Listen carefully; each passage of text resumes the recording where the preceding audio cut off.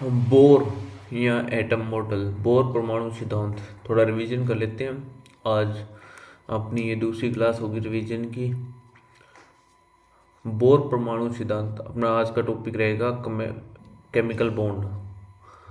ठीक है, तो ये हो गया बोर परमाणु सिद्धांत। इस सिद्धांत के अनुसार इलेक्ट्रॉन नाभिक के चारों ओर एक दीर्घ वर्ताकार पंथ में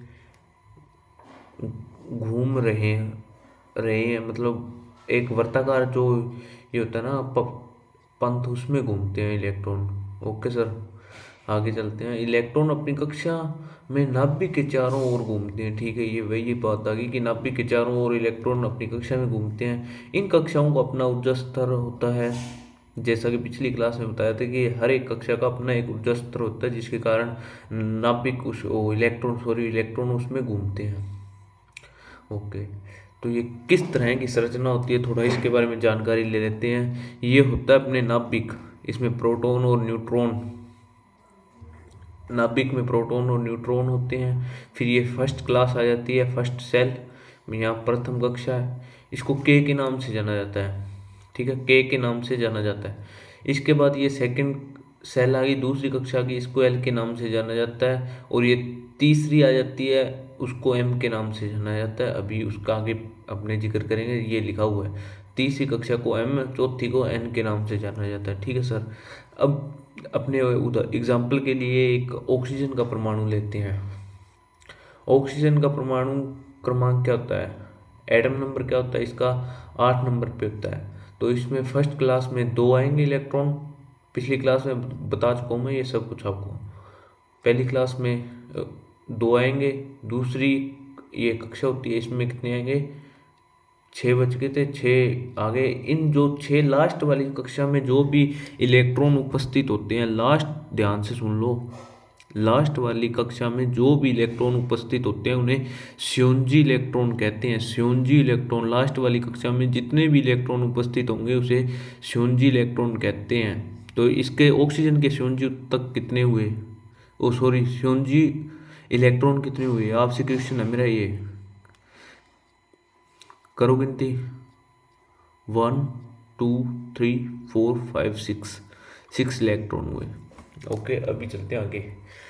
किसी कक्षा में कितने इलेक्ट्रॉन जाएंगे, इस बात का निर्धारण सूत्र 2n² से किया जाता है, जहां n कक्षा की संख्या होती है। तो ये भी मैं आपको पिछली कक्षा में बता चुका हूँ, जो भी साथी नहीं जुड़े थे उन्हें मैं अभी बता देता हूँ कि किस कक्षा में कितने इलेक्ट्रॉन होंगे। इसकी जानकारी किसी से तो लेंगे अपने, उसके लिए क्या है, ये सूत्र है 2n²। यहाँ पे n क्या हुआ, n कक्षा की संख्या होगा। यहाँ पे अगर जितनी भी कक्षा, कौन सी कक्षा में कितने इलेक्ट्रॉन होंगे वो संख्या रखो कक्षा की और अपने निकाल लेंगे। जैसे के कक्षा में ई इलेक्ट्रॉनों की संख्या, के कौन सी हुई, पहली कक्षा, 2 गुणा 1 का स्क्वायर, 1 का स्क्वायर 1 होता है, इंटू 2 इलेक्ट्रॉन आ गए। इस प्रकार से एल का करेंगे तो एल का 8 इलेक्ट्रॉन आ गए, 2 की स्क्वायर 4 इंटू 2 8 इलेक्ट्रॉन। इसी प्रकार एम में इलेक्ट्रॉनों की संख्या 3 की स्क्वायर 9 इंटू 2 18 इलेक्ट्रॉन। ठीक है, इसी प्रकार से चलता रहता है। आगे अपने एक नेक्स्ट टॉपिक शुरू करते हैं, इसी का ही सपोर्ट, ये तो पिछला रिवीजन करवाया आपको, अभी ये नेक्स्ट टॉपिक है। इसमें क्या है, रासायनिक बंध, केमिकल बॉन्ड। जैसे कोई भी पदार्थ या फिर कोई भी जो तत्व या जो भी विद्यमान है, उसमें क्या होते हैं कि 2 परमाणु मिलकर, परमाणु या अणु मिलकर पदार्थ का बनाते हैं। इनके बीच में जो बॉन्ड होता है, जो 2 बॉन्ड होता है, इसको क्या कहते हैं, केमिकल बॉन्ड या रासायनिक बंध कहते हैं। ठीक है, इसकी परिभाषा किस प्रकार से होगी, किसी भी यौगिक में परमाणुओं और अणुओं को एक साथ जोड़ना बंध के कारण ही संभव होता है। क्या कहना चाहता है यहाँ पे कि कोई भी 2 परमाणु हुए और 2 अणु हुए, उनको एक साथ जोड़ना एक बंध के कारण ही संभव हो पाता है। और इस बंध को क्या कहते हैं, केमिकल बॉन्ड कहते हैं, यानी कि रासायनिक बंध कहते हैं। बल में आकर्षण प्रकृति का बल लगाया जाता है। यहाँ पे बंध में आकर्षण प्रकृति का बल लगाया जाता है। ठीक है सर। टाइप ऑफ बॉन्ड्स, बंध के कितने प्रकार होते हैं? बंध के दो प्रकार होते हैं, याद रखोगे हमेशा दो प्रकार होते हैं, एक फिजिकल बॉन्ड होगा, एक केमिकल बॉन्ड होगा। फिजिकल भौतिक बंध होगा, एक रासायनिक बंध। तो गौर कर लो इस बात से, इंपॉर्टेंट चीज है ये। बंध दो प्रकार के होते हैं, भौतिक बंध और रासायनिक बंध। Okay sir. किसी रासायनिक अभिक्रिया में जो बंध अणुओं और परमाणुओं को संयोजी करते हैं उन्हें रासायनिक बंध कहते हैं, यानी कि केमिकल। किसी रासायनिक अभिक्रिया में जो बंध अणुओं और परमाणुओं को संयोजित मतलब एकत्रित या इकट्ठा करते हैं उसे रासायनिक बंध या केमिकल बंध कहते हैं। इसका फंडा क्लियर हुआ। किसी परमाणु को स्थिर यानी कि स्टेबल होने के लिए अष्ट के नियम का पालन करना होता है। इंपॉर्टेंट लाइन है कि किसी भी परमाणु को स्थिर या स्टेबल होने के लिए अष्ट के नियम का पालन करना होता है। रुको तुम्हें बताऊंगा अष्ट का नियम क्या, लिख के ले रख के आ रहा हूँ, यहाँ पे लिखा हुआ है। For stabling of atom it has to follow the octet rule. समझे? अभी बता देता हूँ ऑक्टेट रूल क्या है या अष्ट का सिद्धांत क्या है। किसी भी परमाणु की सबसे बाहरी कक्षा में इलेक्ट्रॉनों का पूर्ण रूप से भरे होना या सबसे बाहरी कक्षा में 8 इलेक्ट्रॉन का होना। समझे?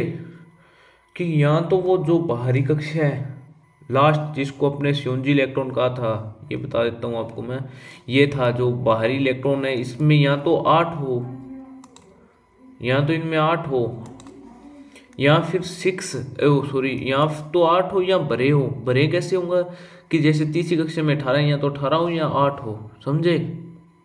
अभी अपने चलते हैं आगे अपने उसी बात पे कि या तो सबसे बाहरी समझ गए, संयोजी इलेक्ट्रॉन थे जो कक्षा में इलेक्ट्रॉन का पूर्ण रूप से भरे हो ना, पूर्ण रूप से मतलब जिस कक्षा में जितने इलेक्ट्रॉन आ सकते हैं वो पूरे भरे हो, या सबसे भारी कक्षा में 8 इलेक्ट्रॉन हो या फिर 8 इलेक्ट्रॉन तो हो तो वो स्टेबल होगा। ये होता है स्टक का सिद्धांत। तो इससे थोड़ा ध्यान से अपने दिमाग में डाल लो कि octet rule it mean that full electron are filled in outmost shell of any atom और there is 8 electron present in outermost shell. मतलब बाहरी कक्षा में 8 हो या फिर फुल भरा हो तो वो क्या होगा, वो अष्टक के नियम को फॉलो करेगा, ऑक्टेट रूल को फॉलो करेगा।